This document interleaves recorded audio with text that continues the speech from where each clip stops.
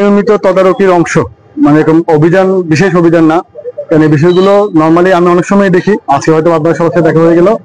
তো আজকে আমরা যেটা করেছি, কয়েকটা এজেন্ডা ছিল। একটা হচ্ছে আপনারা জানেন হচ্ছে এটা অগাস্ট মাস শেষ, সেপ্টেম্বর মাস শুরু, পৌরসভার ট্রেড লাইসেন্স একটা বড় ইস্যু। আমরা সবাইকে যে সকল দোকানে দেখেছি, ম্যাক্সিমাম দোকানে ট্রেড লাইসেন্স আছে, আমরা ট্রেড লাইসেন্স যেন প্রদর্শনযোগ্য জায়গায় রাখি সেই অনুরোধটা করেছি।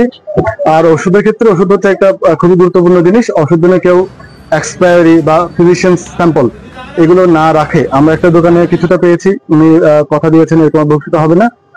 আমি বারবার যেটা বলি, আইন প্রয়োগের চেয়ে যদি আমরা সবাই মিলে আইন ফলো করি, আমরা সবাই জানি। এখন যদি কেউ বলে হচ্ছে আমি জানি না, এটা হলো ঠিক। দেখেন অনলাইনের যুগ, সবাই জানে। তো এটা নিয়মিত এরকম চলতে থাকবে।